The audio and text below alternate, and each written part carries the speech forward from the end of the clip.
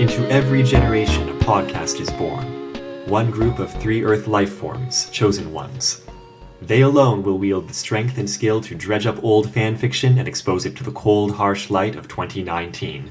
They are Retro Fanfic Retrospective. My name is Amato, and with me are... Tori. And and about 5 other older members of Retro Fanfic Retrospective that we raised from the dead. Mm-hmm. It's just this time it's more appropriate. Just standing awkwardly to the side because we don't have enough microphones. Yeah. Sorry, guys. Just chill. Have a drink, sit down. Mm-hmm. You did bring enough beer for about 5 more people if everybody only wants 1 beer. So we're good, right? Which actually never happens. So. Who ain't drinks 1 beer? Is this a variety pack of beer? Yes. I didn't know they did that. They do that at John's Market. You pick and choose your own. Oh, cool. Yeah. Can you, reuse this 6-pack holder thing? Yeah. Oh, neat. Of course. Of course. It's Portland. Yeah. You actually pulled that off our rack where you could, And they encouraged you to pick your own 6-pack. Mm-hmm. But you save 5% if you do it that way. If you pick your own? Yeah, well, because they charge by the beer. So if you buy 6, you save 5%, which we realized was about 60 or 70 cents, but whatever. Goes towards the next beer. We're saving money. We'd be silly not to do it. I remember taking my dad to my favorite pasta place in Japan when I was studying abroad. And, you chose your dish, and then you chose the size. Mm-hmm. And it was the same price no matter what size you chose. Right. And it blew his American mind. That blew my mind when I saw that, too. Yeah. Yeah. Why would you not just get the biggest one and take home leftovers or whatever? Maybe it was uncouth to take home leftovers there? I don't know. I always just chose the 5 cheese pasta and stuffed myself full of cheese because I couldn't find cheese in Japan otherwise. I just really respect the idea of not having to choose just a large quantity of food. So if John's Market, is that what it's called? Mm-hmm. Yes. If they let you choose up to 6 beers for a given price, how many would you take, Tori? Oh. Well, any number between 1 and 6 beers for the same set price. okay, come on, but that's beer. Beer keeps forever. How many takeout boxes am I going to accumulate in my fridge before the end of the week of cold food I'm not going to eat? It's a different story. I suppose. So you're back to us from the land of smoke and shadows, right? Mm-hmm. Yeah, I had a few undead enemies to vanquish, but... At the comic event? Yeah, I was at Chicago Alternative Comics Expo. It's probably a lot of vampires or something there. There were, actually. Quite a few. Did you feel at home with your Midwestern accent? Well, I know I say Chicago right, so at least there's that. Right. It was nice. I haven't been back to Chicago in 5 years, and cake is incredible. That's the acronym for it, which doesn't make sense because it's anything. It's CACE, but they just made the acronym CAKE, right? Yeah, they just make it CAKE, but that's fine. It's incredible. I have a few friends out there. I saw my friends from Toronto. A lot of talented cartoonists doing a lot of really great work out there, using risograph printers, which is my favorite style of printing. I was very excited. And I highly recommend, if anybody's interested in comics and cartooning, that they attend Cake especially, because I've been to a lot of different comics expos, and this one has definitely been my favorite around the country. Around the country. How does it compare to Comic-Con? I think it's kind of a different thing. Yeah, I think so. Less fan fiction, so I'm less interested. Yeah, it was really interesting because I thought the whole time I should be promoting the podcast, and I kind of failed to do that, but... We really have nothing to do time. with the indie comic scene, though, Well, but there are people who are really interested in that sort of stuff there as well, and there were definitely some nerds, and, it's interesting because the Small Press Expo here in Portland has a lot more, fan artists, people who draw Steven Universe stickers and stuff, but definitely there are people who are heavily inspired by, that nerdy culture of superhero comics or manga or anime who work in alternative comics. And I think anybody, would be interested in hearing about us talking about good fan-created narratives because it's a very similar thing. It's small press. It's somebody creating something of their own, fan fiction and publishing in theirself. And fan fiction is that as well. Mm-hmm. Fanfiction is many things. And speaking of being inspired by nerdy superheroic stuff, our fanfic today is Phoenix Burning. It's a Buffy the Vampire Slayer fanfic from 2001. And, you know, we're slowly hitting on the big fanfic fandoms. We got Harry Potter a long time ago, Xena more recently. Yeah. Buffy was one of those, I know.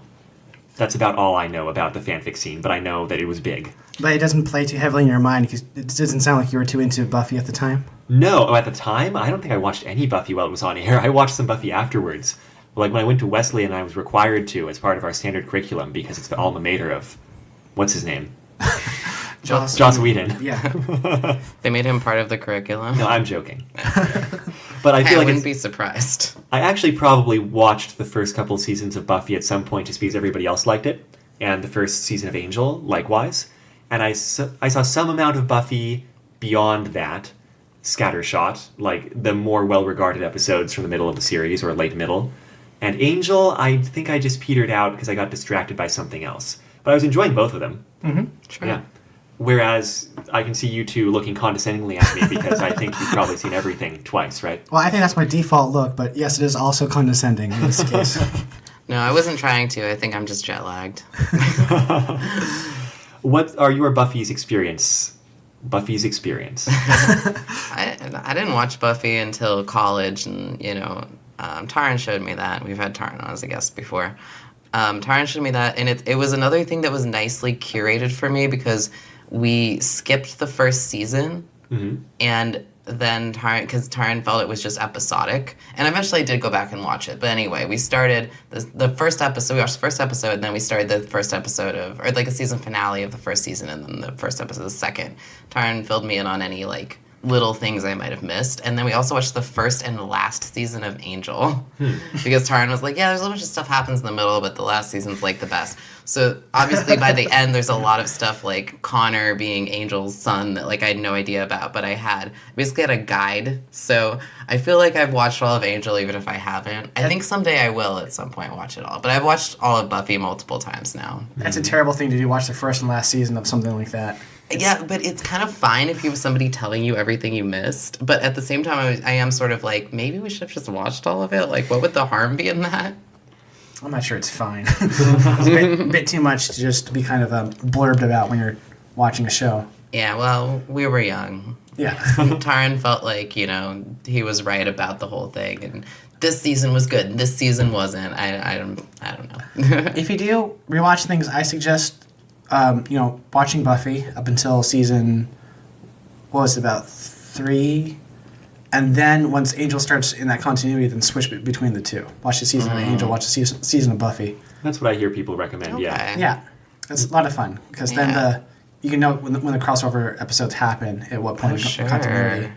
And Tori, you were talking about the first season of Buffy being episodic, and it was. It seems like it was much less narratively interesting than the later seasons. Yeah. But I've got to say, it was still very charming because I feel like beyond the storytelling and the character stuff that people remember really well, the base premise was so, I don't know, it was so neat to have it be this supernatural horror, but not that horror-ish because you have a superhero. Right. Where all of the supernatural monsters are metaphors for problems that, like, teens face. Right. And so, like, not to jump too far ahead... Well, I probably shouldn't jump ahead to this fanfic. I'll talk about it later. But, like, that's kind of where the base strength of the series lies that they could then build on, I feel like, with all of the cool stuff they do later in Buffy. Right. I totally agree. I actually really like the first season now that I've actually seen it. And I'm sure Taryn in the last decade has also changed his perspective on this as well. Could be. Could not. Yeah, it's a possibility. I'm sure Taryn will tell us once he's done listening to this episode. Go ahead and tell us, Taryn. I'd love to know. I think probably the progression of most people is that over time we feel less strongly about our pop culture things. Right? Sure. I think there was an element of, like, wanting to get into the good stuff, you know? You're very impatient, too, when you're in your early 20s. Yeah, I had some arguments with Taryn at the time when we were showing something. Taryn would always suggest skipping setup or plot or anything that wasn't the one part Taryn cared about. Let's just rag on Taryn. Yeah. I wasn't We've got, trying like, to an do hour that. left. Like, But we could. We could. just keep going. that's so mean. Anyways, didn't watch Buffy so much at the time. I really, really wanted to. I caught reruns as I could on TV, and that was like, a scatter shot of random episodes, because sometimes they'd play them sequentially, so I'd get like bits of a storyline, and then other times they'd jump around. And so I had some here and there knowledge, and I watched them as they came out during the, I believe it was the last season of Buffy. That was the one I was watching as they happened. And after that, I switched over to the Angel because I wanted more. So I watched the last season, 2 seasons, last season of Angel as it came out after the last season of Buffy. But then streaming video came out and Hulu came out, and they had all the episodes up. And in the meanwhile, I tried to, I bought the first season on DVD so I could finally watch Buffy, which is a terrible way to try to watch a show when you consume so much media because it's prohibitively expensive. This is true. And clunky just to change all those discs every few hours. Wait, who wants to get up every few hours? Who has that kind of time? So by the time streaming came out, one of the first things I did was watch all of Buffy in order, and I enjoyed it. And all of Angel in order also. And since then, it's something I do every few years. We're just, it's time for the Buffy rewatch, and I just rewatch all the episodes again. And this might spawn my next Buffy rewatch passion. Yeah. This story, again, not to jump ahead too much, was very good. And Spoiler alert, it's good. I know. I feel like, just from glancing around doing the research for this, again, I know nothing about the fandom, but it seems like the Buffy fandom spawned a fair number of professional writers. And this is one of them. I got in contact with the author, Yahtzee. Sent us a very charming email. Yeah. Describing their experience in the fandom. And, I mean, in terms of the fandom, they were saying it was kind of fan-wanky with, probably weird shipping wars. They don't go into a whole lot of details there. But also just that Buffy inspired them to, write this stuff. And this is, a novel that sprang into their head. I don't want to say fully formed, but, with the pressure to get out. They cite this as the seminal element of their whole entire writing career, and that they're a published author, which I thought was really nice. Yep. New York Times best-selling author. Yeah, and they also, I'm wondering what their New York Times best-selling book is. Now I'm curious to read it because it's well-written. I also love that they pointed out the, awfulness of Joss Whedon's writing. It's so easy to just get into his stuff and then, get so annoyed with how misogynistic it can be, and then other people being oh, but it's so pro-women because there's so many women in it. And it's oh, God. The thing is, you have to... It's one of those of-the-time things. So at the time that was coming out, it was probably, one of the most pro-woman voices, but that's kind of terrible because it's a guy. But it's... And if you go back and look at it, it's not that great. Yeah. I have a different perspective on that, which is that I think there's a shroud that fell over, maybe not specifically Buffy, but especially things like Dollhouse, where the work was well, there's a lot of women who are prominent in it, therefore the misogyny can't be present, whereas I think that the misogyny was hyper present because the female characters who were very dominant and very self-assured and maybe very good characters were still subjected to all sorts of violence by the hands of men. Well, I don't remember any arguments about that about Dollhouse. No one really liked Dollhouse. Yeah, nobody liked Dollhouse. It was universally panned. This is true because exactly it illuminated that. But even in Buffy, you see a lot of things happen to the strong female characters that just... it was unnecessary, especially, yes, from a male writer. Yeah. And also Dollhouse wasn't funny at all, which is not Joss Whedon's strong point. Correct. I sometimes think the funniness kind of shrouded some of the inherent misogyny in his work. But Definitely, his humor is quite good. Nobody can knock that. Well, luckily we don't have to go deep into that because we've got something that we're enthusiastic about, which is the fanfic Phoenix Burning. Now, this came out in 2001, I believe, or started... What does fanfiction.net say? Yeah, Fanlore says it came out in 2001. And Dom, you did some research. When is this in terms of the shows, Buffy and Angel? So continuity-wise, this takes place right after the end of Season 5 finale, The Gift, where Buffy dies, spoiler alert, and right after Angel Season 2, which wasn't related, but just ended with the note of someone coming to tell Angel that Buffy had died. All right. Well, she jumps into a hell portal, right? Yeah, but doesn't Something like like that, yeah. disintegrate Yeah. her body or something. Yes. Like she's Well, no, but when they resurrect... This is the interesting point of this fanfic. Did they write this after the end of season 5? that's kind of what I Before want to check too. season 6? Was this before Because season 6 came out? in season 6, when they resurrect her, they imply that they thought she was, like, actually trapped in a hell dimension rather than actually being dead. So, oh yeah, that's right. That's yes. But she was dead, and she was in heaven. Spoiler alert, oops. we're gonna be talking about Buffy some. Yeah. So that, but, you know, the writer's writing from the perspective of, like, she had died after jumping into that portal. Yeah, the finale season 5 aired in May 2001, and season 6 started on October 2001. Oh, okay. So before season 6. I assume so, going I by a lot of see. the content and the story itself. I think the audience pretty much did assume she had died, even though it's funny because when you start season 6, the other characters assume she was trapped in a hell dimension. So whatevs. And that was the marketing at the time. Was like, she's actually dead. What's Yeah. the show going to be? Tune in to watch I out. see. So dead. From now on, there will be no Buffy and Buffy the Vampire Slayer. Even though she died before, like...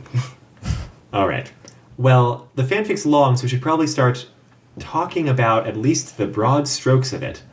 As part of your research, Dom, you created a 80-page color-coded document describing the events in the fanfic in extremely thorough detail. Is that right? Well, I try to keep it brief as possible and try to keep down the editorializing of the points, but some snuck in. It's actually an 8-page timeline. I was just exaggerating for comic effect. It's a 6-page timeline. 6-page. Which is impressive considering how long this fanfiction is. And it's not color coded. I mean, just the character names are in, blue, and Buffy and Angel appear in red, so you can find it easy. But No, it's really well done, though. It's a great outline. It helped me a lot. So in chapter 1, Phoenix Burning, which is the titular chapter, correct? That's correct. It says, Buffy dies and wakes up 350 years in the future. Who wants to talk about that? Who wants to talk about that? Let's just go home. I don't want to talk about that. No, yeah. So Buffy died, end of season 5. This fanfic picks up in the year 2353. And Buffy wakes up in a room, and there's, like, strange people around her, and they're like, okay, this is going to be hard to take, and she freaks out. They can't really hold her down. Oh, like, there's a pentagram, magical implements around. yeah, yada yada magic. Yeah. Stuff happens, yeah. It's magic. She wakes up and she's with 4 other young women. Right. And there's some other people there, too. And it comes out pretty soon as they can calm her down. They're like, you're in... Like, they try to bring it to her gently and it doesn't really work. I mean, you can't break this topic gently. It's like, it's more than 300 years in the future. Everyone you know is dead. We brought you back to life. But even so, they did a really poor job of it. Yeah. Well, they're not great because they're watchers, and watchers are just bad at people things, Yes, right? we realize they're watchers, and we realize that the other 4 women are also slayers who had also died. in They're different watchers, not timelines. speakers, Yeah. And Buffy gets to, go out and look at the skyline or, run out to the outside of the building so she can see what's going on. Sees and Big Ben, I think. Yeah, Big Ben in ruins because it's future London. Because, Slayers are based in London, I guess. Yeah. Not Slayers, Watchers. Yeah, the Watchers Council is British. Yeah. Speaking of the Slayers not being British, those other 4 young women that are around her are other Slayers who have also been resurrected alongside her. And they become main characters, so they're very interesting, too. And one of my favorite things about this is, like, when something like this happens, usually our main character is usually the one the furthest in the timeline or earliest in the timeline, but no, Buffy's kind of in the middle of a spread. Yeah, or somehow, the best one or something. And they've resurrected. Like, they got their hands on some demon components they need to call Slayers back from the dead, which are very rare. And this kind of, sub-faction of the Watchers Council, which we're going to be hearing more about later, but sort of without permission, decided to raise some Slayers. And the Slayers that they raised are Buffy, and we've got, is it Shouting? Shao. It's Shouting. Shouting. I don't know Chinese pronunciation. It would be Shouting, who's from the late 22nd century, Yeah. Beijingian Slayer. Was a Slayer for 8 years. Yeah, all of them are kind of given, when they're describing their accomplishments, just surviving for a more than a year or 2 is kind of one of these main accomplishments of being a Slayer. They describe their accomplishments when they're introduced, Right. by some of the Watchers, and a lot of it is held off the vampires for this many years. That's Right. a lot of the accomplishments, I mean, sometimes it's demons, which is legit. Yeah, But yeah, it's kind of a theme that most of the time Slayers have pretty short lifespans. They say every generation in the prophecy, but that is not accurate. Yeah. It's like multiple times in a generation. That's the problem in like academic things. You're trying to define a generation because that topic is like is a human lifespan according to which era? You know, is it each individual or is it like a whole group? And is it each time you can kind of circle a group and say like they have something in common, like our Gen X's or whatever? Maybe, yeah. Anyway, Xiaoting in personality as this goes along, I feel like she's closest to Buffy. She's kind of like, more than anyone else, like she's kind of like the young, irreverent, like kind of, but more into slaying than Buffy as an activity. More by the books, Yes. I think. Yeah. They mentioned that these are supposed to be some of the best slayers of the past couple hundred years. Yeah. Absolutely. Though it's also the best slayers of the last couple hundred years that they had any like DNA from to resurrect. And that can all speak English. And that was also one of their qualifications. But it is interesting that the Slayers they resurrect. I mean, they are chosen because they're all from different centuries, but you would assume they'd have more DNA from more recent Slayers. Well, they do. You don't have anyone before the 18th century. And Noor, the second resurrected That's what I mean, Slayer though. from Saudi Arabia, she's from the early 22nd century. So like both of those are like 100. Well, and Shading Less is than from the years ago. late 22nd century, Right. so you would assume they'd had DNA past then. Oh yeah, they just didn't have But good they enough just- Slayers, I guess. Well, I think they did choose these Slayers for a reason, but it doesn't kind of unclear because we're 350 years in the future, so we're 24th century, and they only resurrect Slayers that are at least 200 years old. So it's kind of weird that way. Well, they want the ones with the best records. Yeah. Right. Yeah. And so Noor, suffice it to say, they all did cool things.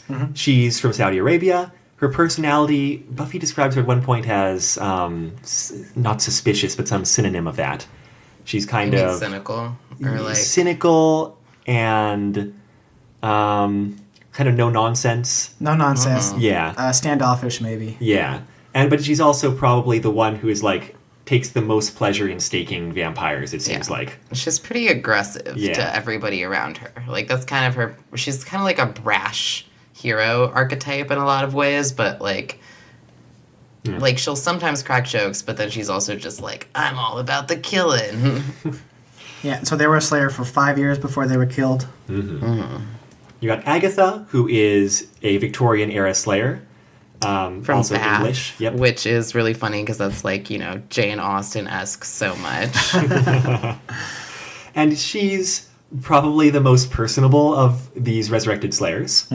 And part of the humor, it's not that she's made fun of, but like one of her things is she's got a different kind of culture shock than everyone else because she knows London like she's English. Right. And so this is like her backyard, you know, hundreds of years in the future. 500 years in the future. Right. But she's, you know, like apparently probably a relatively like wealthy woman from the mid 19th Oh, definitely. century because she's used to having servants dress her and wearing corsets and all that Time went to stuff. go see musicals and shows. Yes. And how it was really like she had to sneak out after her social calendar to stake vampires, right? Right. Like it was She's not like straight out of a Jane Austen novel. Like straight out no of Pride no and Prejudice joke. and Zombies. And even Yeah. with all of that, they got There a you good go. 7 years in before they bit it. That's right. Yeah. Hot bit. Well, and she mentions later that she chose bow and arrow as her primary weapon because, like, fighting in a corset's so hard. But Because she it- was really good at it, so that's cool. Because it's easy to hide it under the hoops and skirts. Oh, under the hoop skirts. Yeah, she's like, be amazed how many weapons you can hide under this. And then you've got Sumiko, a Japanese slayer from the late 18th century. And Who's the MVP? MVP of not dying, yes. Yeah. Well, it's in a job where you actively fight. That's huge. Yeah. That's Yeah. number one stat. I She think. survived for 14 years. 14 That's right. years. That's insane. They mentioned that's the longest of any Slayer period. Yeah. And the first thing that she says is like, Watashi wa dare, kore wa doko? Like, who am I? Where am I? And it comes out pretty soon that like they're like, but she doesn't seem to understand any English at all. Right. And so she spends a lot of time kind of watching and observing and stuff. And it's not that she's not a character, but like you get less of a... And also you get the fun world building thing, which is that they consider Japanese a dead language at that point. Yes. Right. Nobody knows how to speak it. Nobody knows. There's no books on it. Nobody can translate anything. I know. Very convenient for this whole situation where, like, Well, there's priorities, because there's Yeah, more pressing sure. matters in the world at the moment. Right. Which is that the world's pretty much overrun by vampires and a bunch of other demons that have come out of the woodwork. They estimated before that the pre-apocalypse vampire ratio was 1 vampire to 50,000 people. Mm-hmm. It is currently in this London of the future 1 vampire to every 100 people. Yeah. And then it's really funny because when they say that, like, Buffy cracks a joke, she's like, not in Sunnydale, but, like, nobody else is cracking jokes, and everybody just, like, this happens frequently, everybody just stares at her whenever she, like, says anything. Most of the time, it's not because she's saying something in bad taste, it's because she's making pop culture references and doing Buffy dialogue that nobody else understands. I mean, that happens a lot, too, but, like, literally, like, she's the only person to speak when they first address this group of, like, recently revived naked slayers. And they're just like, why would you say anything? Because what she says is, they're listing off the catalog of their events. And like, Buffy, a slayer from the late 20th century. And she's like, and early 21st. And then everybody just like stares at her like, what the fuck's wrong with you? Well, the other thing about it, besides pop culture references, is that all the other slayers, they were chosen for their dedication, for their effectiveness. Yes. Partially for, like, they were good slayers in the eyes of the Watchers Council. Yeah. And they all have a lot more respect for the Watchers than Buffy does. They wanted good soldiers. Right. Yeah, And I think that's the main thing, is she's disrespectful, mainly. Yeah, and Buffy's experiences are like, the Watchers are assholes, and they don't know a lot of shit, and there's no particular reason to, like, pay that much respect to them. And in the show proper, she goes rogue from the council multiple times. Yeah, exactly. So she's coming from a very different place than the rest of them. Yeah. And also seems to have a little bit of more trouble coming to terms with the fact that everyone she knows is dead. Yeah. Because by chapter 3, 6 girls in all the world, they've all kind of been assigned their own watchers. The Watchers Council, by the way, has like a citadel in the middle of London, and they've got kind of like, people living around the citadel, and then after that it gets kind of like more ruined and more demon-y. It's very medieval castle town. They have a fortress in the middle with the ruling council that protect people, and the further away you get, the less protection you have. Yeah, it's definitely that feel. Which they built in Hyde Park, by the way. Mm-hmm. Mm-hmm. And the other ones are kind of like, okay, well, we've got new Watchers, we'll get back to training. They might not be super happy with the situation, but, like, they're all a lot more on board with, like, well, there's a whole lot of vampires out there, so I guess let's get ready and start killing vampires. Yeah. Buffy is having more trouble with this.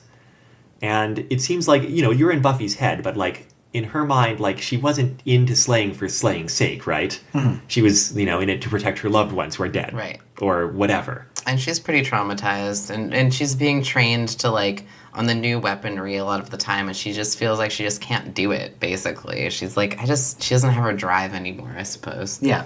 Because, like, Buffy's drive in the show was to protect the loved ones, protect their way of life. Right, and she can't stop thinking about how everyone she's ever known is dead, and this especially triggers trauma from her mom's death. Because every time she thinks about her, like, everyone else being dead, she also thinks about her mom being dead. And, of course, she watched her mother die. So it's especially, like, re-traumatizing for her. And so Buffy has no reason to keep slaying or do anything, really. So you might say she's just going through the motions. I would say that, yes. Walking through the part. Nothing seems to, really get to the core of it. Yeah. Good phrasing. Hilarious, because isn't that from, like, the first episode of season 6? Not first. Or not first, the one where she actually comes back. And this is... It's not the one where she comes back, but it's like a couple episodes after that. I know what I'm trying to say. It's the musical. I know, but my point is that the author, despite not having seen her be revived from the dead at that point, expresses similar sentiments in her character being revived from the dead in the future. Yeah, no, you're right. Yeah, this author does see a lot of the future character arc and accurately conveys it, I think, and plays with it, which is kind of amazing. Seems like they understood the characters very well, and also the writing of the series. Mm-hmm. And so they get some more info dump. The Watchers Council's kind of trying to keep them, like... Well, for one thing, they're still kind of being shielded by this little sub-faction who, like, revived them. They've explained that their actions were not sanctioned by the council and it's in direct opposition to council regulations. It's better to ask forgiveness than permission, is their attitude. Yeah, so they're going to train them up, get them ready, then trot them out in front of the council saying, look what we did. Ain't it neat? Yeah. And they find out that basically only the Watchers are allowed to use magic because it's determined to be too dangerous, and they say, like, that's part of the reason the world has gone to hell. There's a local vampire master, because there's always someone, right? Right. Named Keen, who's out there. And we also found out there's been a apocalypse of a plague a couple hundred years ago or something that decimated the entire world population. Oh, yeah, did we find that out at this point? That they... We find out at some point. Yeah, at some point. That it wasn't vampires that killed off the humans. It was humans who killed off the humans. It's just vampires thrived in the situation. Right. But the plague was created by humans. Like, kind of a... It was a completely mundane thing that just wasn't related to any of this. Oh, I thought it was humans' biological warfare. But was I wrong about that? It's still a mundane thing that's not related to any Buffy stuff. Right. Well, mundane. But Oh, yeah, sure, sorry. Mundane isn't non-magical, yes. Yeah. Yeah, I was just like, when you said mundane, I was thinking like, oh, it wasn't anybody's fault. But I think like it's important that it's like, feels like it's the humans' fault. They decimated their own population. It just didn't involve, it didn't affect the vampires. So now here they are. My phrasing was just to specify that it wasn't a demon or magic. Gotcha. Right. Yeah, no, I hear you now. And so, yeah, they're being trained with ranged weapons because the attitude of the Watchers at this point is hand-to-hand combat's too dangerous. And Slayers are too important. Yeah, too valuable a resource, basically. Even though they just raised 5 of them from the dead, but... Buffy's got her new Watcher, like her specifically assigned to her Watcher named Francis, and they don't get along great. Francis kind of expects her to be a better soldier, and Buffy kind of doesn't care, and, she was decent with a crossbow, but she's, like, not feeling it right now. Yeah, she's having a hard time just getting her chops up, and she's getting a little frustrated, I suppose. Now, it's around now, I think there's so much stuff happening in this fanfic, but one of the reoccurring things is that Buffy has dreams set in the Bronze. Yeah, which is a nice use of Buffy has dreams motif, which is used in every other season of Buffy. It's brought up in the first season and is very important, and after that, it's if a writer remembers it, they use it, but otherwise it's sort of left by the wayside most of the time. Yeah, doesn't she have dreams set in the Bronze in the series? Yeah. Yeah, that's kind of the thing, right? In some seasons. Yeah. Okay. Well, the Bronze is one of their 3 sets, so they need to get the most use out of it. Of course. Which is why they stayed there after, why it turned into a pre-alcohol club into a full-on club as soon as the characters aged out of it. Yeah, the same thing happened in Power Rangers. Eddie's Juice Bar started serving wine once they got old enough, about 2 weeks into the show, because they were like 23. Right. I'm not speaking truth. That didn't happen. Anyway. I'm just visualizing that. You have to laugh for a second. Anyway. With these dreams, the character has significant dreams in fiction is a well-used trope. And this seemed like a good use of them, but I've got to say, I didn't spend a lot of time trying to analyze them or figure out their meaning, mostly because I was too interested in seeing what happened after the dream. So I was just like, yeah, okay, people are talking to her, there's no exit, whatever. No, that's fair. Buffy dreams are never supposed to be understood in the moment. They're supposed to be, faint, what are the words? Foreshadowing? Yeah. It's supposed to be faint foreshadowing that makes sense afterwards. That's exactly how they seemed. I just didn't go back to check There was a afterwards. huge thing in season 5 where Buffy kept on having a vision saying, "Death is your gift. Death is your gift." Yeah. And they spent an entire season trying to interpret what that meant. Because talking to a Slayer, "Death is your gift" means you're super cool at killing. But what it literally meant was your death was the gift to everybody else. And this is one of the reasons Buffy's depressed, because it feels... she was like, I was ready to give my life for my friends and loved ones, and I did. And now the fact that she's been resurrected in a post-apocalyptic future makes it seem like that was a pointless sacrifice, like they're all dead and the world has gone to hell. And again, they go through a lot of the same beats that they go through in the first couple episodes of the next season. Yeah, very prescient. Yeah. Of Buffy being depressed, coming to harsh realization of the world after dying for a holy purpose. Now... she doesn't she can't really relate to anybody else who seem, like I said, more willing to go with the flow. But she talks most with Sumiko. They try to spar at one point and... quote-unquote talks. Well, talks to Sumiko. Because Sumiko only speaks in Japanese, and nobody knows Japanese. Talks at Sumiko.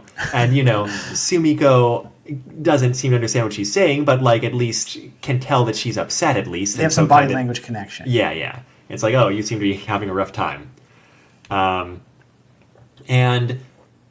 But other than that, she's pretty much in a depression. She manages to get a journal off of her watcher, even though paper is scarce and, Yeah, well, that's when she discovers that paper is like kind of prohibited because it's mostly used for magic. Right, which is why the watchers keep their hands on most of it. Right. But she got some.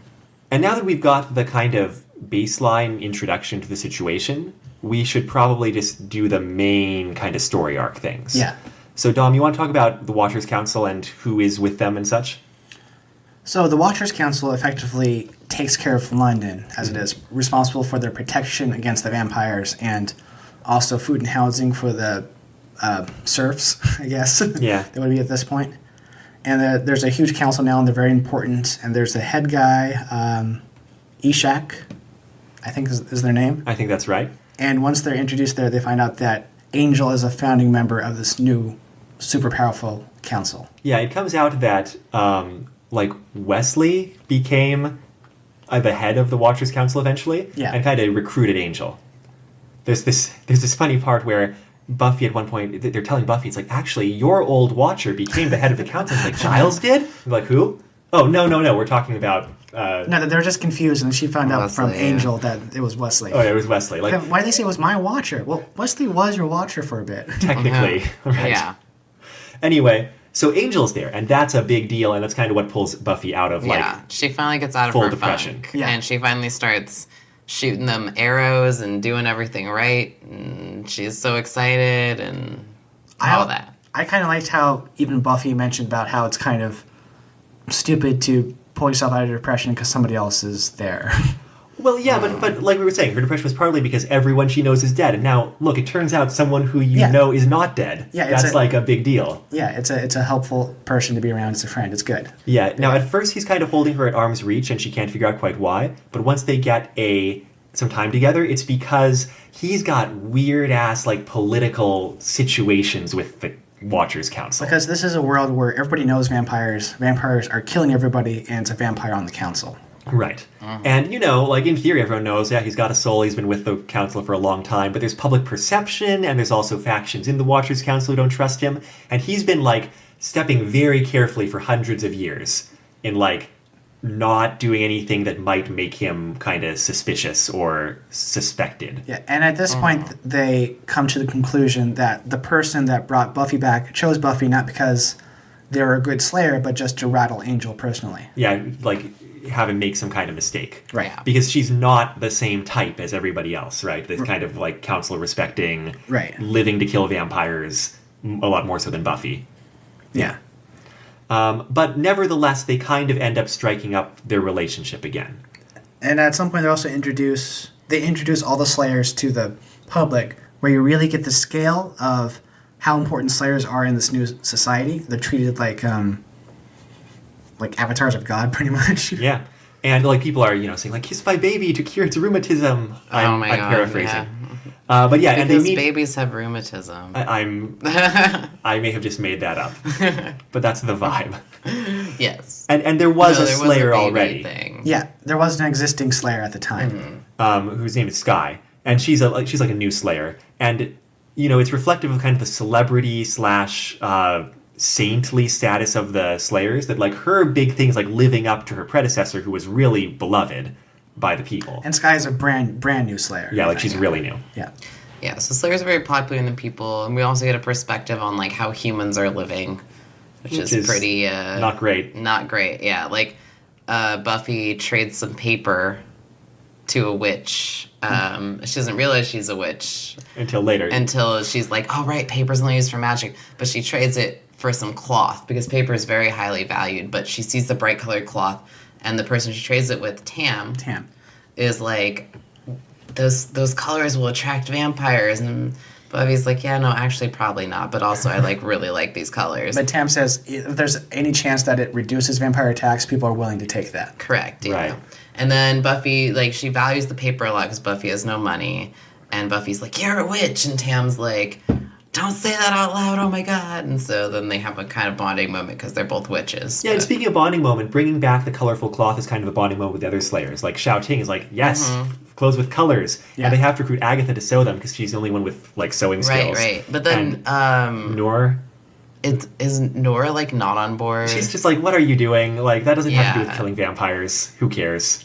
Nora's just kind of a brat the whole way through. She's just like doesn't want to bond with these other people. So they introduce to the council. The council accepts them. Then they start them up on a patrol schedule. Where they send Slayers out in groups of 2 because they're too valuable to be just by themselves. Yeah, they've got 6, so it's a nice convenient number of Slayers. Yeah. So Buffy and Nora partner up under the understanding that they'll both say they watched each other but just split up the whole night. Right, because they don't both want to operate independently. Yeah. That's how they roll. And then also Nora hates to shouting, so They don't get along that's a thing for some reason. And while on patrol, Buffy encounters Keen, the vampire master, who does some vague vampire mastery bullshit and slinks off into the shadows. Very vampire mastery taunting. Yeah, it's very boilerplate for a Buffy story. Yeah. Then he's hanging up some play posters. Come watch my vampire play. I like to be seen. Meanwhile, like Buffy and Angel have been catching up, and Angel has been slowly warming up a little bit. Yeah, they have these conversations about like the past, and it's really like kind of interesting how it's done, and I feel like very true, where she's talking to him about this stuff that happened to her like last year. Right. And him it happened 350 years ago. Yeah. And so she's like asking about her friends, like, what happened with Dawn? And he's like, she wrote a book. And she's like, you don't remember like what happened? Like, she's lived a happy life? He's like, I guess. And she asks, what happened to Oz? And Angel's like, Oz existed? And he doesn't remember Willow very well. He doesn't. He remembers Willow, but he doesn't remember lost anything. touch with her. Like, he lost touch with her immediately. Yeah. And it's just interesting because the people who are most important to Buffy are not the people who are most important to Angel. Yeah. And also, Angel's memory is no better than anybody. Like, he's a normal person who has lived this amount of time, and right? it's sort of the same thing where, like, yeah, of course he cared about these people, but it's At the been time. 350 years. It's like, you think about the friends you had in middle school. And how long was that ago? Like 20 years, right? Like, but yeah, also it's it's been like- 350. I mean, who knows what that model guy is doing now? Ha ha ha. But it's I meant also those like... other friends you had. The Yeah, ones yeah. you forgot about. Anyway. But those are also his girlfriend's friends. No, yeah, And so, like, that's actually a good point. he remembers Cordelia and Wesley really fondly, and he kept in touch with them and their children, like, through multiple generations. Which I love because he hung like, out with them, yeah. in the first few seasons of Buffy, like you have Wesley and Cordelia, and they're like kind of a nothing characters, and then Angel goes, and for the rest of the Angel series, Wesley and Cordelia become increasingly more and more and more and more important characters. So it's from a Buffy standpoint, it's kind of ridiculous, but from an Angel series standpoint, it makes a lot of sense. It's actually a good point, yeah. I kind of liked that note that they kind of riffed on that a little bit in this. It was very good character work, because like that is how you would actually expect it to go if you thought about it. Most people wouldn't think about it to that extent. Because like Angel spent lifetime with Wesley and Cordelia and their partners and their children for who knows how many generations. Yeah. Well, was he going to like go hang out with Willow? What were they going to talk about? Like, they did not spend time together. I don't even know if he met Tara at that point. Yeah, no, he said he hadn't met Tara, basically. Or if he did, he didn't remember. Which totally makes sense for the Buffy timeline. He remembers Xander. He was in touch with Xander a little bit more. And, you know, Buffy asks, weird, like... Doesn't Xander not like Angel? No, but I guess, I don't know. Somehow they just... He was more in touch with Xander. And she asked, like, did he and Anya work out? And he was like... Oh, yeah, he and Anya were married for a moment. No, they divorced. And they also did their own little fan fiction work where they tied up loose ends that were dangling in the series. It was nice because, like, it's 300 years in the past. It doesn't matter. Yeah. Right. But it's also tough for Buffy because the fact that she only has his memories to work off of. So she's like, well, I have to, like, hope that Dawn lived a happy life. And in some cases, he does remember that, like, you know, Giles did not do well after her death. Yeah. And kind of, you know, did That's not sad. spiral downward It's pretty afterwards. sad. Yeah.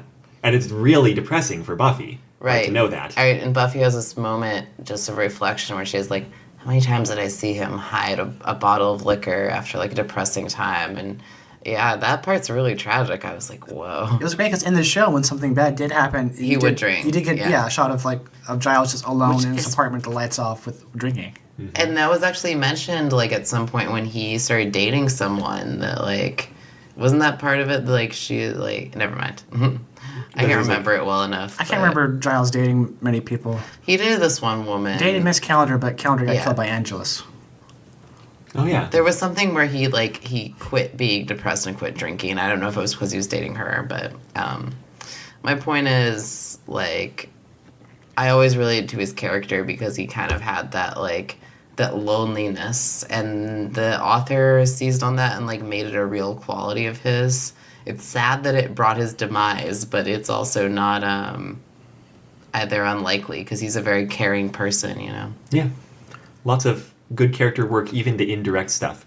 Yeah. And speaking of the recently mentioned Angelus, of course, you've got the exact same sexual tension going on. Of course. Of course. Like, that's one of those metaphors that I loved most in early Buffy, where it's like, yeah, of course, it's like very stressful, like it's this big kind of dangerous topic as a young woman. It's like, oh, should you sleep with your boyfriend? Like all these various bad things that might happen.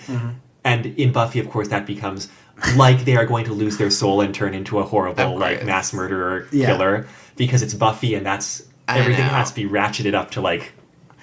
And then, of course, like, the solution to that was just, like, we can't be together. Go off and live in Los Angeles or wherever he goes to live. Los and Angeles. have your own television show. City I of was right Angels. about that. All right. City of Angeles.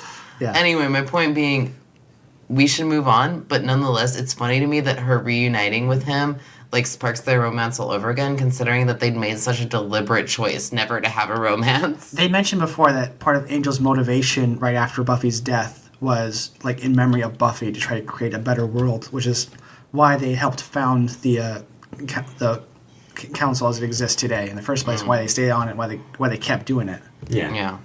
I have a note here in one of the chapters, Buffy and Angel catch up more, they don't kiss, which is an important part. That was my favorite, because when I was reading your outline, it's like exactly the chapter I was on. So that was the last thing I read was they don't kiss. Yeah, that is what happens Which is in true. that chapter. Yeah. Yeah, sure, but a few chapters later, they strike up a sexual relationship again, and This is so good, though. okay, You're like, why talk didn't about they... it. Well, okay, so they do, like, they're making out, and they're totally getting hot and heavy, because they've decided, you know, they've reconnected, This is they after love each other. After they kill that vampire master. It We'll get back to right. that. It wasn't a thing, it doesn't matter. But That's not the important part. Yeah, so they kill the Definitely not. vampire master. And we can kind of talk about that later. My The point important is part is that, like, makeouts. No, Go on. that's the entire thing. They kill the vampire master. this is Yeah. what I loved, though. Like, yeah, so, well, should we talk about that first? I No, don't no, know. we've got this thread. Run They with it. decided Okay. Buffy and Angel should patrol together to try to boost Angel's image, and while doing that, they accidentally kill the vampire master.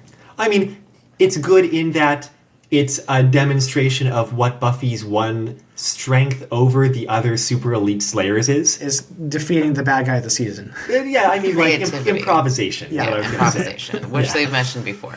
And it's cool because he's putting on these theater performances, and then the humans are paying in blood, which also keeps them safe because the vampires can sense that they've had blood loss, but it's Maybe all it's kind of ridiculous. And it's also a fun metaphor for capitalism. Yeah. He's also like claiming to be contemporary of Shakespeare, and Right. Angel's and coming to be like, Angel's "No, you're not. No, I meant that guy." I know Yeah. you're not Edmund Keane. It's, yeah, and he's all totally embarrassed. And that's kind of silly because it's very like Buffy season 1. Because after that, they do have sex, but not penetrative penile vaginal intercourse. And I love this because I always felt really weird about the fact that, like, the trigger was them having sex, but it wasn't clear, like, what sort of sex or what was going on. And I totally, like, I appreciated that it kind of, the author clarified in this, it centered more on Angel's orgasm with Buffy, which just actually makes a lot more sense to me. Like, he's with someone he truly cares for, he's very attracted to. His orgasm with her would be his pure happiness. I can totally see that. So what he does is he performs oral sex on her. And so that is, like, an interesting thing, too.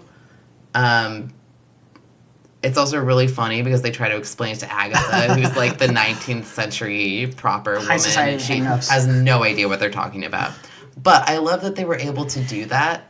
And it didn't feel wrong to me either. Like, I'm sure that'd be very pleasurable for him as well. But considering that he, like, limited himself to not achieving orgasm with her, it made sense that that wasn't his pure happiness, but it was just, like, also a very happy moment. And the author also does a really good job of, like, talking about how, like, they never considered this option before because Buffy was so young. Yeah. And Angel is also, like, kind of antiquated in his understanding of things, like, as it were at the time. It seems like he misses a lot of beats often. So now they're able to do this, and it feels really good for them. Yeah, They still have to, like, control themselves, but that's cool. They're establishing some boundaries and sticking to them, and things are working out fine. Yeah. And I'm sure that's also very good metaphors for, I don't know, like sexually transmitted diseases. I don't know. Like, Well, no, but I just felt like it was like such a thing where it's like Joss Whedon was never like considered the option of a man going down on a woman as like a part of their sexual relationship. He was like, oh no, they can't have penile vaginal intercourse, So it's just therefore not their relationship's not viable. So it's just not possible. Exactly, yeah. And then the author's like, wait a second, duh. And they're both happy. They're like, that's fine, whatever. So that was pretty cool to me. now, in other not Angel Buffy romance threads, what are the other threads? Yeah, there's the patrolling thing, like, Right after that, I think the next big point is that they find Nor dead, strung up on a flagpole. oh yeah, and that was when Buffy and Nor had split up to patrol independently. And so... This was after that. Yeah, this was after that. So Nor was patrolling with their watcher. Oh, that's right. After they got caught splitting up, Yeah. they were assigned their Watchers patrol with them instead. And Nora still was not on board with that and split off and got killed. And she's like, yeah, she's killed. She's put up on display with some sort of like dire warning. I forget what. Well, it's like, do you feel safe now? Do you feel safe now? And they're like, oh, Keen got her. Yeah. And everyone's very distressed by this, of course. Next chapter, they kill Keen. Next chapter, they kill Keen. But one of the other things Yes. is that, like, Keen is like, oh, I've always wanted the chance to kill a Slayer. And Buffy's like, wait. So they realized that Buffy realizes that Kane did not kill Norm. That's a Right. big part of it. Someone else did. And by the way, speaking about the fanfic up until now, one of the things it does really, really well is build tension slowly and well. Yeah. And it's not just tension from one direction either. There's this tension about, like, how much she should trust the Watchers Council. There's this tension about, like, you know, from the Angel direction when, like, she's not sure what his position is or, like, his position might be in danger. There's tension from, like, the threat of vampires around them, or now where you're learning, like, wait, that this guy Keen, who everyone thought was, like, the big bad around here, was not the one who killed the Slayer. And they're all like, did someone just get lucky? Yeah. I There's a tension between Sky and the new Slayers. We try to reconcile all that. Now there's more than one sacred cow. Right, and, Yeah. you know, since her concern was like, oh, the previous Slayer was really beloved, and I need to live up to her footsteps. Can I have a better She's metaphor like, for that? Like holy holy. Vestal Virgin. No, they're all terrible. Yeah. But yeah, Sky is somewhat distressed. She's not, like, exactly There's- completely unfriendly, but, like, now there's 5 legendary Slayers, I guess 4 in a little bit. I'm going to go with battle popes as the metaphor. Battle popes. There's 5 other battle popes now. Right. That makes sense, Legendary, super well regarded, much better than her ones. Yeah. And I feel like this fanfic does a good job also in keeping the stakes. Like, the stakes aren't what I'm looking for. The danger level. It's like they make you very aware that Slayers are very good, and these are very good Slayers. But a Slayer is not invincible. Like, you can get unlucky, you can get killed, and that happens all the time. Right. And since the death of Nor, even though, you know, and the killing of this previous vampire master who maybe was not the biggest deal after all, Buffy and Angel kind of get chewed out for being reckless. But Buffy starts taking the lead in planning out more aggressive attacks to, like, really take the fight to the local vampires. Right, because like London has a huge underground system of trams, which is apparently vampire heaven. And Buffy comes up with a plan to bomb the shit out of it, then make them all come out and stake them. At least section by section. And the other benefit of that plan is that then that section of the tunnels becomes less usable for the vampires henceforth. Right. Yeah. And she kind of gets that idea from seeing the vampires do these things called burnouts, where they, like, burn big housing complexes to flush the people out inside, which I also feel is stands as a kind of, like, point of horror in it. But it's interesting that she derives an idea to kill vamps from the same perspective. It's a very basic military strategy that should have been in effect hundreds of years before this. You would think. And, you know, there's a bit of pushback for this kind of thing, but they have some success doing it. And a month passes and all that kind of thing. And following up from that, she puts together this plan to clear out the British Museum, which is apparently a huge, also, nest of vampires. Like one of the biggest vamp nests in London. Yeah. And part of her plan here is to convince the Watchers Council that magic is useful, so she reaches out to that magic witch contact she made earlier and, like, gets the cooperation of some underground, witcheries. A whole group of magic users. A whole coven. Yeah. Oh, is that the word? Yeah, and at first, Tam, the witch, is very hesitant to trust her when she realizes she's a slayer, but she does end up putting faith in her. Because we've kind of been drip-fed through the rest of this that magic is seriously banned. Right. And that any sort of magic is reportable to the council, and the Right. council will take you and, like, your whole family out. Right, because the council kind of, like, runs the city now. I don't know if we clarified that Yeah, we before, did. But, okay. In fact, they kind of seem to be a de facto, I don't know about world government, but they seem to be in charge of at least some other, like, outposts where they kind of recruit slayers from sometimes. Yeah. Like other Right. more distant settlements. And so they put together this plan. It involves kind of putting a shield around the museum to prevent, I forget, vampires from getting out. Well, They have a plan. they have a plan. Whatever, it doesn't uses matter. magic, yeah. Yeah, that uses magic. And but they end up doing some early recon of the museum before the plan's going to happen, and it's totally abandoned. There's no vampires there. Yeah, there's zero vampires there. A non-positive number of vampires in the British Museum. Which Angel can tell because sometimes vampires can sense other vampires if it's convenient for the story. Yeah. Which is very, very Buffy.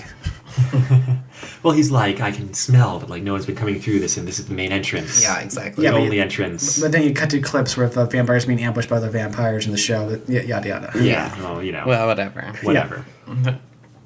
And, So they're not only is it empty, it's been booby trapped. right.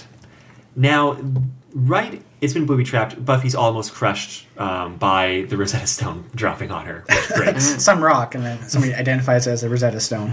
Agatha identifies it, yeah. Yeah. I saw that when I was in London, by the way. Now, this is about to be the... Bucket list thing, pretty cool. Oh, great. I kissed the Blarney Stone. Gross. So you know. Yeah, I know, it's pretty gross. Also terrifying, did you know they lean you backwards and suspend you over this, like, giant drop? I've heard that, yeah. Yeah, it's nonsense. There's gonna be some gross diseases on there by now, too. I know. But see, I've gotten the gift of gab, though, you can tell, right? Of course. Very useful for a podcaster. Mm-hmm. When I went to see, who was it? Oscar Wilde's grave? They have a plastic thing up around it now, so you can't kiss it, but people have been kissing that plastic thing now, so... So you can see the Wonderful. lip marks. Yeah, exactly. Now, when Buffy and Angel are returning from the museum, that's No, going to be the turning point of the whole When fanfic. Buffy was returning by themselves, They're returning by Right. themselves from Yeah. the museum. Themselves, yeah. That's about to be the turning point of the whole fanfic. There's another thread that's important for the ending, which is that... we'll get to it there, I think. Should we get to it at the ending? Yeah, so Buffy is injured, making their way back to the council by themselves when they come across another burnout. Yes. And people are running out. And Buffy finds out this is the coven of witches that Tam had introduced themselves to before it, including Tam Right. themselves, and who, as soon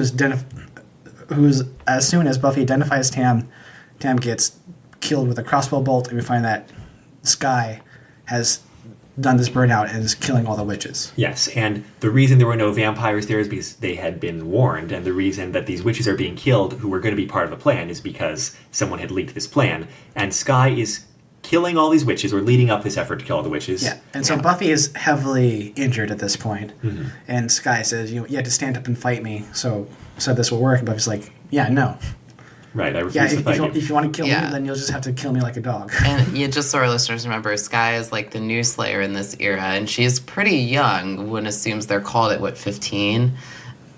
Yeah, I don't whatever. know. I don't remember. She's about as young as pretty they young. get. They're called that young, Right. I think. Yeah. And so she's been doing the bidding of the Watchers Council, apparently, and now she's like, Buffy, you have to fight me.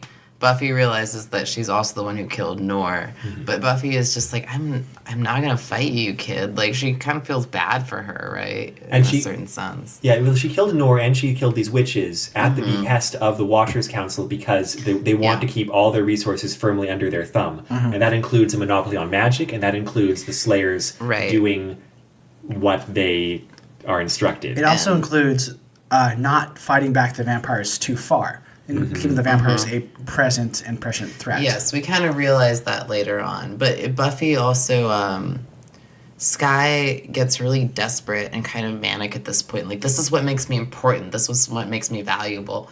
And it's very poignant because you kind of see how the presence of Buffy and the other older Slayers even pushed her further to this point of needing to find her worth. That's a little more established earlier on, that she doesn't feel like she has a lot of worth with these other Slayers. So she's very desperate, and she's very young, and Buffy still has to And she's never been deal with exposed to the this. concept of propaganda or questioning authority. Right, sure. Well, it's been a couple hundred years where they're under this ruling dictatorship, pretty much, that controls all the propaganda, all the all the wealth, all the power, all the safety. And so Buffy ends up having to kill her. This is one of those horror stories where it turns out the real horror was man. Was the friends we made along the way. That's not untrue. But yeah, it is pretty horrifying what happens with Skye, and Buffy's really traumatized. But So, she runs off, right, back to, she tries to find Angel. Yeah, blood-soaked and still, terribly injured. They go back to the council, first find Angel, and Angel does a, forensic murderer's cleanup on her. Like, burns the clothes, gets all the blood from underneath the fingernails. And she's just sobbing the whole time, poor thing. And Buffy tells them that they left something at the scene, the weapon, a stick or The something. blaster. Yeah, something They call like it a that. blaster or something Han Solo. And so Angel's going to go collect it, and Buffy sleeps. And they wake up in the morning to find that the news around the council is that Angel killed Skye. They found him there at the scene with a weapon. And, I'm sorry, go on. And of course a vampire killed a slayer. Of course. That's how things go. We all knew this would happen. Well, and also, we kind of were revealed to, like, before this point that, like, Marquith, the person who, like, was behind bringing back all the Slayers... The most sinister Yes, of the he's Watchers very Council. manipulative. But it's been revealed that he had an ulterior motive in bringing Buffy back, which was to somehow manipulate Angel. Yeah, we covered that. Not mentioned that. I think we But- never named Marquith at all. I think this is the first time we said their name. Okay, yeah, I was gonna say, like, That's my the name. main point is that, like, we kind of realize now, like, the full extent of that manipulation. I don't know if it was specified before, actually, that it's supposed to, like, kind of be the point of driving Angel to insanity. Like, he's really anti-Angel. And we don't, like, fully get... We have hints of it, and we don't fully get it until, like, around here. I feel like we kind of got it before this, but... Anyway, it depends how much you were paying attention. So when Buffy objects to this, of course, they're like, oh, you're just trying to protect him because he's your lover, and everyone knows that. And so she ends up being drugged and put into custody, and she has kind of a last dream of the Bronze. And this one, in the previous Bronze dreams, there's just, like, other people in her, like, current life. Yeah, before this, they have a face-to-face where Marquith sits down and then taunts Buffy about all the stuff that's going on. It's like, you're going to be a good Slayer now. You're going to follow the rules.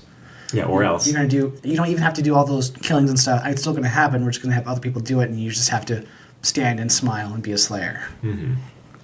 And she has one last dream with all the old Buffy characters in it. It's kind of weird going back to a scene where everybody's speaking in Buffy dialogue, I've got to say, because the Xander and Willow lines and, like, between some of these characters are very Buffy one-liner type things. Yeah, great dialogue, I think. It was jarring, but really well done. It felt like really homey too after all this futuristic stuff that's been going on, and how Buffy's had to stop or explain every Buffyism that they've said. She's not able to escape. She's brought to Angel's trial, but she comes out of that dream with a plan. And this plan hinges on some other stuff we hadn't really talked about. But vampires are executed in this setting, Quote unquote. in a very painful way where they're, like, I don't know, tied up to a cross and then staked for every crime. No, they're like drugged and like shackled. drugged and shackled, whatever. They're stabbed for every offense. Yes. Yeah, and not stabbed in a lethal way, stabbed with, like, a stake in, like, various non-lethal They're ways just until the very end. Tortured. Yeah. For a public crowd that cheers. Yeah. And that's what is going to happen to Angel, and they have, like, a whole bunch of murders to put on him, and he's going to be stabbed a whole bunch of times. And that's also what happened to Spike, by the way, Oh, yeah. which we didn't mention before. No, but that was a nice Spike bit of the story. Yeah, drugged and tortured. So. Yep. Long time ago. And so Buffy ends up talking them into letting her do it. And she's presenting it as kind of like a, look, I need to be the one to do this, like, because he's important to me. And they do it because it's important to show people that Buffy follows orders. Right. So they let her do that. So then we have this whole other plotline that we haven't talked about. Right. Wherein apparently this demon came to the Watchers Council a long time ago with, like, offering its blood to turn Angel back into a human. This is the Shanshu prophecy, which is a huge part of the Angel series. It's an important part through seasons 2 through 5 to the end of it. It's the driving force of the whole series. And it actually happened at one point in Angel, right? Kind of. Kind of? Okay. So this was what I was wondering, though, is because I had this vague remembrance, like having watched only a bit of Angel. Did it truly happen that Angel was human for a day in the series? They had this demon, and they fought and got some of the blood in, and they were human, but something went wrong, so they reversed time, so it didn't happen. That's right. So Angel, in this timeline, for some reason, remembers being human for a day. No, I think Angel remembered it, but just still made that choice. Okay. Because he's dark and tortured, you know. But nonetheless, in the way the author presents it, it keeps coming up that he remembers being human for a day, but Buffy does not. And so Buffy then convinces him that never happened. No, the thing is, it did never happen. And Angel knew that at that time, but that was a memory from 350 years ago. He forgot how exactly it went down. It's like, that happened, right? No, I think that was a dream. No, that happened. No, I would have remembered that. But Buffy doesn't remember it at all. Because it didn't happen. Because it didn't happen for Buffy. In this time, in the timeline that Buffy was in. Oh, okay. Yeah, and that timeline, like in the original timeline, Buffy was there, then got involved, and they got So intimate. this is a different timeline. That one episode is his own thing. But that one Angel episode in this story remembers that. He remembers what happened in that alternate timeline that was undone.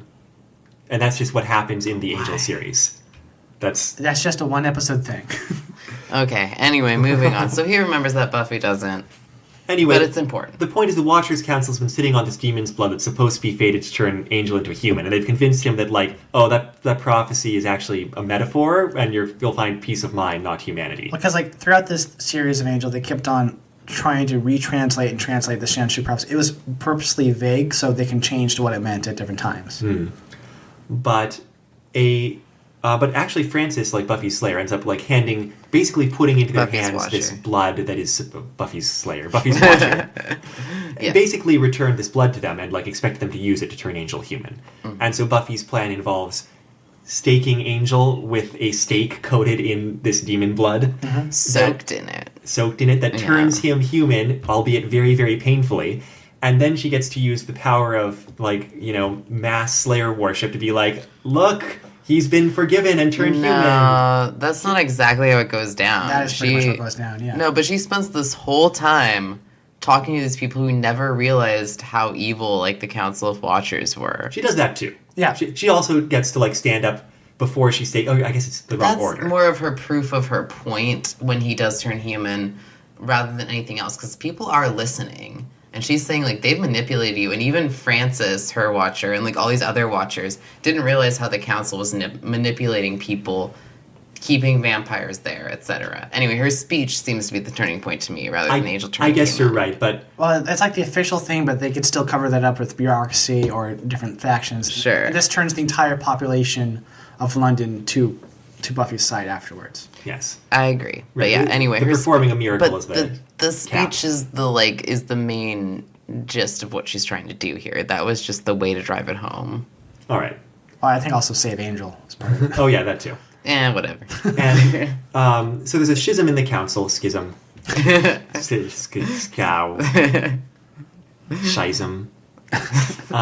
Schism. Right. And there's kind of a confrontation between, like, the people who are sympathetic to what Buffy's saying and, Mark With and the people who are trying to crack down on it. It comes out then that the council's modus operandi for the past couple hundred years was to keep people complacent and fearful in order to control things. Not fight back too hard. And that's why they outlawed witchcraft, was because witchcraft was too useful to everybody. Mm-hmm. No, that's what Buffy reveals in her, like, big speech. And everybody's like, let her speak. And it's pretty powerful. And then you have a couple other dramatic reveals at the end.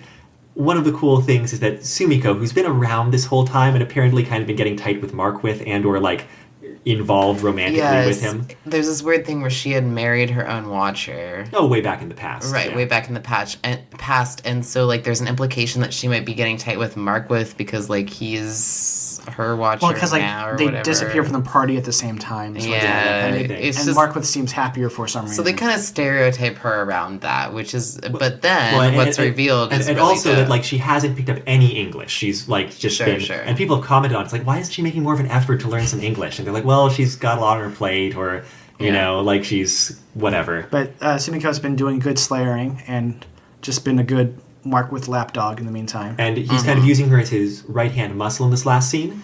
At which point she gets to turn around and say, like, oh, yeah, I have proof of all this stuff, and, like, I'll show it to you, and I know where all the skeletons are. Yeah. I moved all the papers out of his room earlier today. My English is completely perfect. And it's pretty satisfying.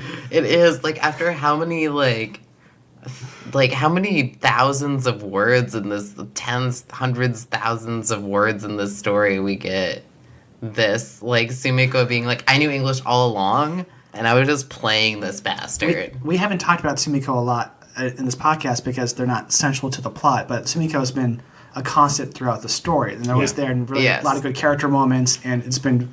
You like Sumiko reading this. Yeah. One of my favorite things during her reveal here is that, like, as a speaker of Japanese, or more or less, I, like, noticed her first things that she said was, like, oh, who am I? Where am I? And she reveals in this drop, she's like, oh, yeah, originally I was going to pretend to have amnesia until I figured out what was going on, but it turned out no one spoke Japanese, so I didn't need to. So I just went with that. Like, I just went with that. Which is really funny, because, yeah, when you did mention that she was saying, like, who am I, where am I was like, everybody knew who they were. Then I realized, yeah, you're right, she was pretending to have amnesia, which is... She's so good. And I just like that characterization of, this is the Slayer that lasted the longest, so this is the best, smartest, wisest Slayer possible. And she kind of says that. She's like, I didn't live 14 years by playing my hand early. Yeah. Like, she is the best character because, like, yeah, like, everybody, like, characterizes her as being, like, in bed with Markwith because she married her own watcher. And she, like, turns around and she's like, fuck that. Like, but she plays that whole aspect to, like, take advantage of him. Yeah. So what he says to her is, this whole time, I truly cared for you. And she's like, well, you're a fucking asshole, so... Yeah, Markwith was like, was none of it real? She's like, nope. No, of course not, dumbass. You're an asshole. Like, she's so good. I know. She's so good. It's pretty great. And so it ends on kind of the promise of possible reform in the council, that, like, Francis is going to kind of lead up a contingent that's going to be, you know, reformers for it. To actually try to help people now, move and improve the situation. And now Angel is human. Yeah. Officially. Yeah. So, you know, that resolves Buffy the Vampire Slayer, the series, because they can have PIV sex. And that was the biggest issue in the whole series. In the whole series. I mean, I'd like to if you can say that's totally sarcastic, but it's not completely sarcastic. If you can insert your penis into a vagina, then what's the point of living, if you ask me? That is true happiness. Anyway. Undiluted. Well, Whedon says so. Yeah. So nonetheless, it is very sweet that they're able to do something they've always wanted to do. Well, not to knock that entirely. They do things like show Angel the sun. Yes. Show Angel their own reflection, have them eat a pear. I think he tastes a pear and he's like, oh my god. They also mentioned at the end that after Sky, the next Slayer being called was one that slipped through their dragnet as a 15-year-old in Ireland. And would Buffy and Angel like to go on a road trip to go pick up the new Slayer? So they're like, new adventures. Yeah. And they go with some other people, right? Do they go with Sumiko, or are they go with? They talk about it, and then it ends. Yeah, it's not anyway, settled. It's just kind of cute. It gives them another new mission, a lot of hope. It's sort of like a "Do I smell a sequel?" No, there's not. No sequel.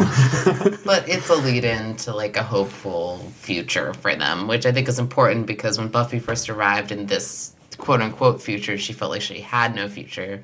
She met Angel, and then their relationship was, like, tenuous, and now, like, they have an infinite future together, despite all the loss. Infinite in a sense. One of the other things is, you know, Buffy...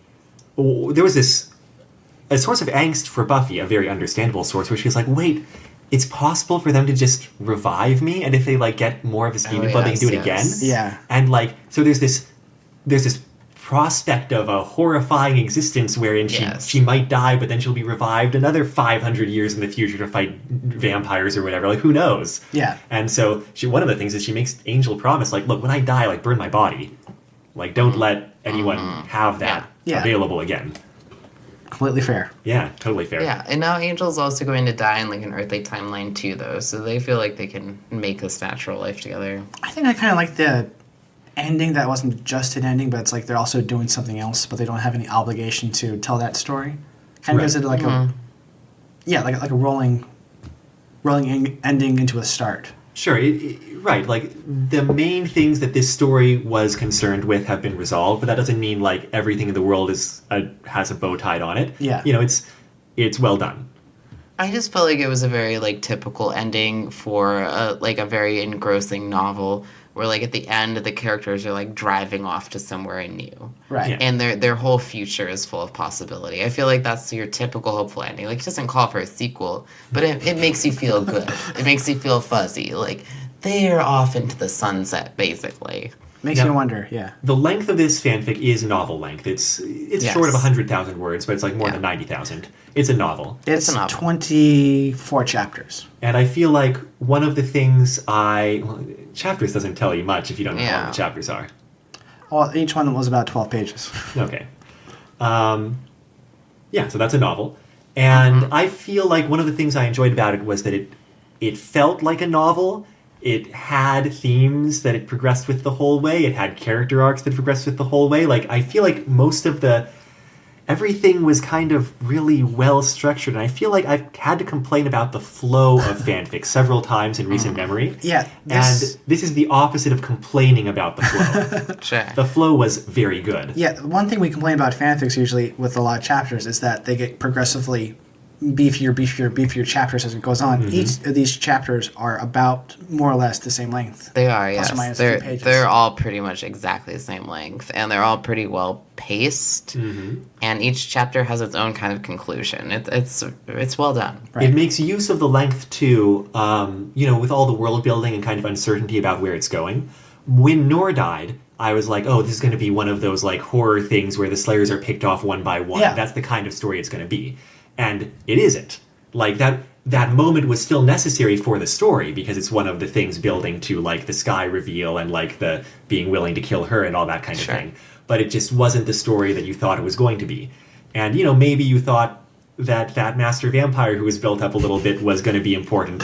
And his presence was important for the plot twists, Yeah. but it wasn't the kind of story you initially thought it might be. I mean, I liked it because it was such like a paper tiger of the typical Buffy season story. Right. Yeah. Like, by the time you've seen this much Buffy, Yeah. a badass vampire is not that impressive. It's like, okay, he's a vampire. Yeah, these ones can catch crossbow bolts. We know that. Yada yada. Right. But you really do, when you're leading into the whole book, I guess you can call it, because it is a novel length, really do expect there to be, I don't know, like kind of different. It seems very dark. Buffy's in a very dark place. The relationship with Angel doesn't seem to be at the forefront of anything, because it hasn't been in Buffy for a while at this point that this was written. And then all these new Slayers coming in, you kind of wonder what's going to happen. You wonder if you're supposed to focus on this master vampire or not. And then the tables turn and it becomes about Buffy and Angel's relationship. And I feel like that was exactly where the story should have gone. It just, the author let you not expect it, which was really nice. And despite all that tension and such, there's moments of happiness and hope also. And not just at the Yes. end, but scattered throughout. Yeah. Like, there's a moment where Angel gets to hand over a copy, like, he digs out a copy of Dawn's book for Buffy. And, like, that's kind of a really heartwarming moment for her, like a connection to someone who is not Angel from her past, that showed that they were alive and that they did something and, hopefully had some kind of pleasure or success from it. Dawn just gets to be an unimportant MacGuffin for the rest of her life, I guess. And for the rest of the Buffy, Yeah, Yeah. I not, suppose. not even MacGuffin, just as the sister character from that point on. Former MacGuffin, ex-MacGuffin. Yeah, they mention it every so often, but that's it. Yeah. I always liked that about Dawn, though. It was like, all the memories are supposed to be implanted, but oh well, our relationship's real, Yeah. whatevs. Yeah. I mean, that's cool how they never really question that again. Actually a mystical key, but acting like a person, so why not? So why not? Yeah. Yeah. My favorite thing about Dawn is that her actress was in The Adventures of Pete and Pete. Yeah. I didn't like Dawn too much. How did you feel about Pete and Pete? I liked Pete and Pete. No, good. Yeah. Good, we can still be friends. No, I remember her Next week is going to be actress. Pete and Pete fanfiction. I heard her actress from elsewhere before I ever saw her in Buffy, but Yeah, she's around. yeah, she was around in like a lot of media when I was growing up. So, I really liked this book. I thought it was really well done, and there was a lot to praise, and mostly I feel like a lot of my praise is about how it hangs together really well as a single work of writing that is entertaining and, and reads well. Do we have complaints? I don't have a complaint. I can skip to my compliment. No, let's try really hard so the author doesn't get a big head about this. Okay. What can we complain about? Usually we complain about something. The fan Japanese was not Those 2 sentences of Japanese that served a good purpose. and they checked out. Yeah. Well, I mean, I would say that, like, they're definitely... This is really hard because it is really well written, but there were definitely times where I feel like there were a couple of clunky things, but I'm struggling to find them right now because I hidden and missed all this, like, very well-written stuff. It's hard. They're not what you remember. Some of the... I guess my biggest thing is, like, some of the Buffy dialogue felt kind of forced. Like, I was like... It was, like, trying to go for Joss Whedon, but it was too ensconced in pop culture references and, like, not quite that level. That was Buffy dialogue, though. Yeah. Maybe, but some of the references, like, made no sense to me. Well, And that's Buffy dialogue. Yeah, Buffy says at one point that demons have a life expectancy of a Spinal Tap drummer. That's from the show.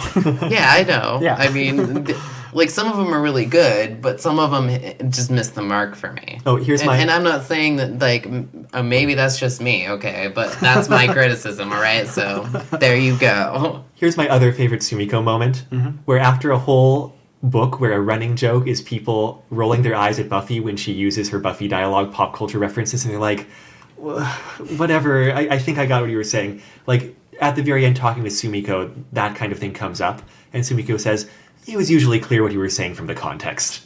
Not that hard to figure out. Right, like she was the only one who wasn't thrown by it. And Sumiko's the one from furthest back in time. is Exactly. Actually, the most hilarious thing, because it is true. Absolutely. And the fact the author plays that up so much throughout is actually really great. Thinking Sumiko's the only one there that's learned a foreign language. What? What? That You, does- you think Noor and Xiaoting. first language was English? I don't know, maybe. Or maybe. No. Xiaoting's from They Beijing never in the mentioned. 22nd, who knows? But like, it Probably is not. like it is like a language learner's thing to try to get things in context, and understand them. Noor's from the 19th century in Saudi Arabia. No, she's from the 22nd 22nd century. Oh, no, who's from the 19th? Oh, Agatha. Yeah. Who's an English Although, speaker. that's right, Xiaoting and Noor are both from the 22nd. That's So you're right, she's the only one who's explicitly is a second language Yeah, speaker. but- Yeah, it must have been tough back then too. Not you don't have a Babel. Rosetta Stone. I mean, there's the sequel that I would read is like Sumiko and her husband in like 18th century Japan. Yeah, the thing I'd read is Sumiko. Stop there. Yeah. Are we done with complaints? There were a couple. I think we're done trying. There were a couple specific things, but like looking them up doesn't even make sense. It doesn't make sense to criticize this. I think it works so well together as a work. I'm just like, well, if I could offer some constructive criticism, but also this author's like has 20 published novels and like New York Times bestsellers now, so no, I'm not even gonna. And go probably there. does not write like they did in 2001. Exactly. Yeah. There's no point. Oh well. Well, it was a pleasure to read something that was such a pleasure to read. That's my deep comment. Okay, cool. Something I liked about this is we referenced to, as we're talking about, how they kind of drip fed the world building, and how there is like 300 years of stuff that happened in the background, like even stuff that happened in the past 50 years or something that just happened, wasn't part of the plot, like like Spike, for example. Yeah. Like they caught Spike. That was bound to happen at some point.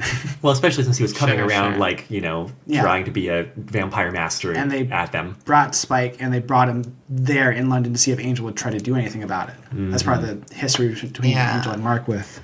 Actually, do kind of wish they'd done more with Spike, but also, like, I hate him as a character. Like, I loved him when I was, like, 21, and then looking back, I'm like, wow, he's terrible. He's a terrible person. Nobody should like him. So then by done more with Spike, do you mean they wish they had actually shown where he was tortured and killed, that kind of thing? No. They did, though. There was that trial space.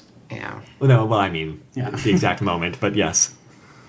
Also, like, when Buffy and Angel are talking about, Buffy's saying that they should just admit that they killed Skye.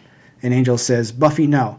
We're not telling anyone about this. A human killed the Slayer once, years ago, and he's still in the tower. And that's just like a little bit of lore. Like, yeah, a guy killed a Slayer. He's in prison forever. Yeah. Yeah, there's definitely a sense that, like, things have happened. I guess, you don't find out all the world building. I still don't quite understand how many humans there are or what the lifestyle is like outside of London, but Yeah, I would like you to don't see really more need of to know, that. though. Like, I they would don't like know to either, see I it, think. though, honestly. They're in communication, though, with other settlements. Some, yeah. Yeah. I do feel like for me that was a missing piece. Like, Oh, yeah. I would like to understand more about the worlds. But I just mean, like, it was probably a good idea to not increase the scope Sure. too much. No. And in terms of Considering other what they things, covered. in terms of other things that happened, like you find out that Angel for some time was training the new Slayers, and then like politics shifted and he stopped. Yeah. And like, yeah, all that kind of thing. Yeah. See, cool. I'd just like to see all those stories told. Like, I think you can make a pretty good source book for the RPG of this. Yeah, there you go. The Buffy the Vampire Slayer RPG was supposed to be, I think, interesting. But I think these days people just play Monster of the Week and would never touch Yeah. a good old licensed one. Let's play that. Everybody's a Slayer, right? Everybody's Slayer. No. No, I love this though that they brought in so many Slayers. Like there were so many elements of fantasy brought to life here. When you're watching Buffy, you're like, it'd be like if there were 5 Slayers, and they do that. They do a future fantasy. They do Buffy and Angel getting together, but Angel actually becoming human. Like everything you kind of want to see. And I kind of love that it wasn't super lighthearted. It was still in the same vein as Buffy, but you still get to see, like, wish fulfillment the way that Joss Whedon would totally, like, cut you off with. Like, oh, you think that Angel's going to get human and Buffy and Angel are going to get to be together? Hell no. This author actually does that, but doesn't make it, like, idealized. So it's just It'd be like- super well done. It'd be, hell no, Angel has their own franchise on a different Yeah. time slot, so we need to keep that going. My favorite and only Joss Whedon story is that, like, my first week of college, they had a pre-screening of Serenity, and, Joss Whedon was there for an FAQ afterwards. And someone asked him as a question afterwards, do you think that you've, like, finished up the stories that you wanted to tell for these characters? And he said, well, I certainly finished up some of them, because he killed some of the characters. So he killed off, like, everybody's favorite characters. Yeah. I'm paraphrasing, I forget what his wording was, but I know. yeah, it was like, haha, I killed some of those characters. I know, I hate it. Like, I just feel like it's just sloppy storytelling if you're just like, everybody dies and that's what's interesting. And I don't know, the wash moment did make me feel like a final fight in an action movie had stakes, which is not something I normally feel. Yeah, it was more, some people die. Maybe all. Yeah, I'm just tired of people praising him because he kills off his characters. You should write your own book where you kill off characters. Draw a comic where you kill off characters. I don't think it's necessary to kill off characters to tell a compelling story. I Well, feel like it's kind of sloppy, honestly. It's a good thing we've moved away from that stuff now, as we all recently got off the recent, Game of Thrones burn. I see that's the part I don't like about Song of Ice and Fire either. But anyway, I never really watched the Game of Thrones, but I assume they kill more characters even after the plot ends from those books. So there you go. How about if we keep going with the Firefly franchise, and Wash comes back as some sort of fire zombie. Or a vampire. Or a vampire? Yeah, there we go. Yeah. Sure. Slayer in space. Huh? Yeah. I read that comic that was like a future Slayer. I forget what it was called. Yeah. It's okay. It was fine. It was fine. They reference it in the Buffy Season 8 comic. Yeah, she gets the cool axe, right? Well, from the Oh, show. no. Yeah. Oh, wait, the axe from the show anyway. No, yeah, okay. I think it's a glaive, technically. Glaive. Silence glaive. That's my only glaive. Same. Good glaive. Good glaive. Well, yeah, I mean, it never actually gets to be used as a weapon against anything, ever. But other than that, it's a good glaive. Right. I'm not bitter. Okay. Well, anything else we want to talk about before we close this up? I think it's a worthwhile read. Yeah. Yeah. I felt it kept in the Buffy tone, I almost feel like I wish this writer had written Buffy instead of Joss Whedon.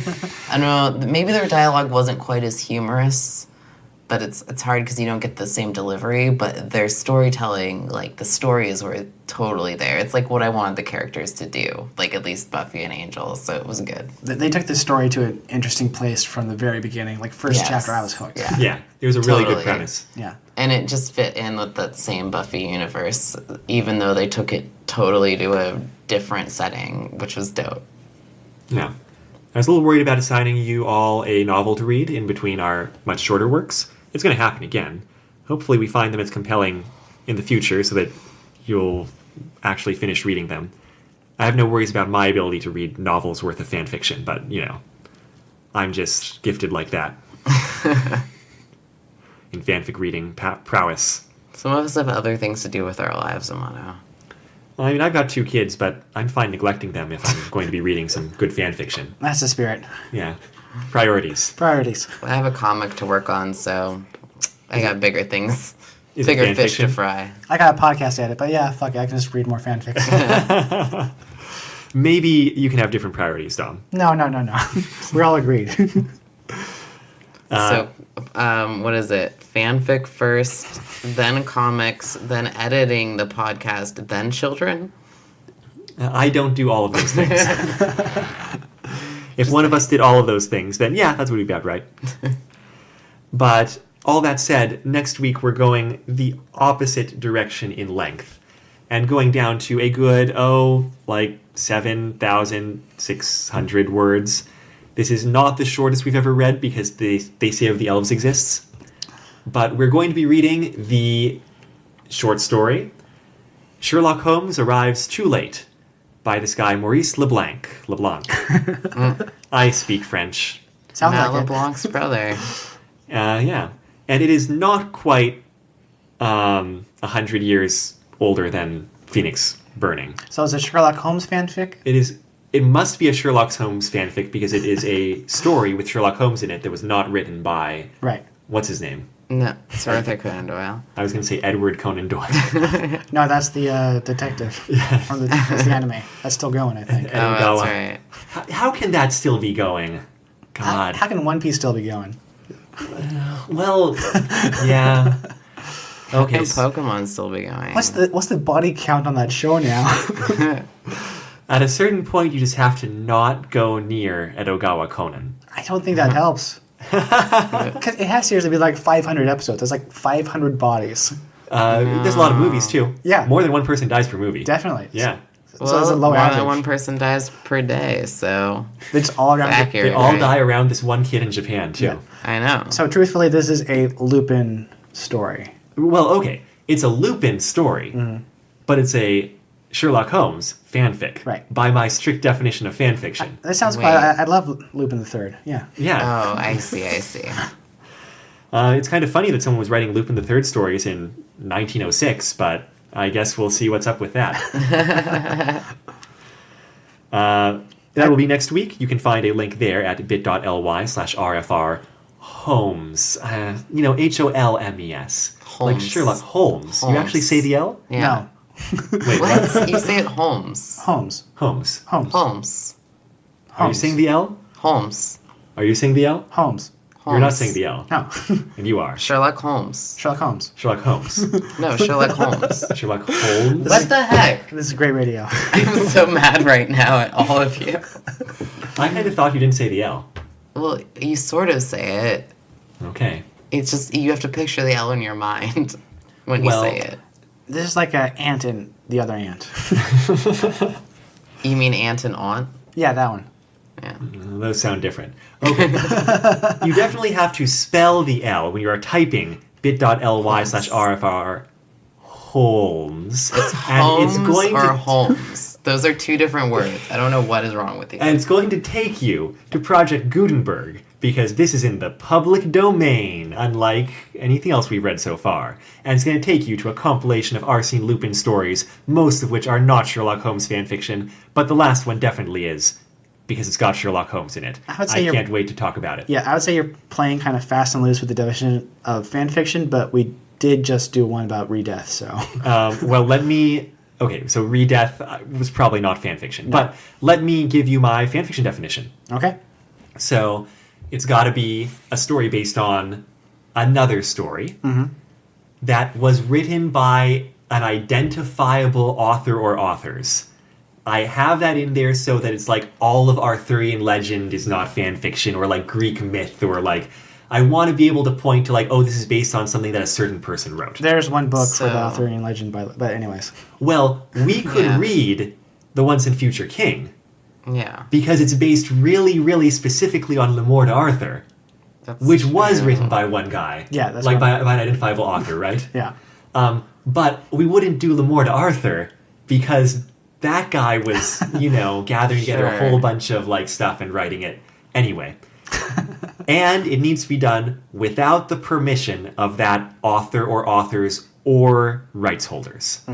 And I am 100% certain that the short story, Sherlock Holmes Arrives Too Late, was not written with the permission of, what's his name? Edogawa Conan. Edogawa Conan. Arthur Conan Doyle. Yeah. Sure, Arthur Conan Doyle, yeah. So there you go. Checkmate based on the definition that I came up with myself. I'm sorry, I feel very still proud. Daydreaming about the podcast we're going to do about the Once and Future King. That would be a little long, unfortunately. Anyways, join us next week. Should be fun. Yes. As for this was episode 41 of Retro Fanfic Retrospective, Phoenix Burning, a Buffy the Vampire Slayer fanfiction by Yahtzee. You can find a link to that at bit.ly/rfrphoenix.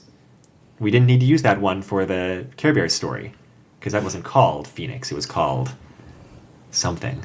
The Audubon Society of Phoenix, Arizona? Yeah, something like that. Yeah. The intro song is The Weekly Fair off of the album Popey's Incredible Adventure by Komiku. The outro song is Run Against the Universe from the same album. You can find this album and other works by Komiku at loyaltyfreakmusic.com. You can find our website at retrofanficretrospective.podbean.com or bit.ly/retrofanfic. Also, we're at retrofanfic on Twitter and at retrofanfic on Facebook. And if you have questions, comments, or thoughts about the episode, please contact us on any of those places or send us an email at retrofanficretrospective@gmail.com.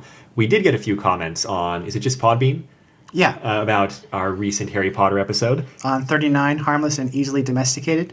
Yep. Where we talked about the qualifications of, or lack thereof, of Hogwarts teachers and how suspect they were. We had this Podbean user, the fanfic was better, mentioned that how weird it was that they had a Defense Against Dark Arts teacher, Moody, who was actually the other guy in disguise, who had to drink Polyjuice potion like every few minutes. How like before they knew that, they thought, oh, there's just this guy who's teaching kids who's taking a swig of alcohol every few minutes the entire time, so just constantly plastered. Did they really think it was alcohol? It could have been. Yeah. Clearly nobody was checking because it was Polyjuice potion. But nobody checks anything about these teachers. Like, remember the way that Harry was punished by, the one who ended up on the prim one who made him write in his own hand. Umbridge, thank you. Like nobody was like, hey, let's check out if the teachers are punishing students. Oh, they're like physically harming them. That's a problem. No, they just kind of let them run hog wild out there in Hogwarts. Yeah, it's like, Harry Potter, everyone's favorite child abuse story, apparently. Really, though. That's why I'm not sending my kids to Hogwarts. Think about the American one? Actually, I know even less about that one, so who knows? Everybody does. They're going to be self-taught wizards. Yeah, the fanfic was better also fact-checked us about there being no issues with language, because you do have one character in book 4, Victor Crumb, whose English is not very good. I see. And that is I don't want to call it a plot point, but it's a thing. Fair enough. That's good to know. I appreciate having that information. Yeah. And so send us comments, and we will definitely read them, at the very least. I'm Amato. I'm Tori. I'm Dom. We're just 3 Earth life forms trying to be nice to each other before the vampire apocalypse. Until next time, take care. Bye. Because I'm not being nice to you after the vampire apocalypse. I'm just dying in the vampire apocalypse.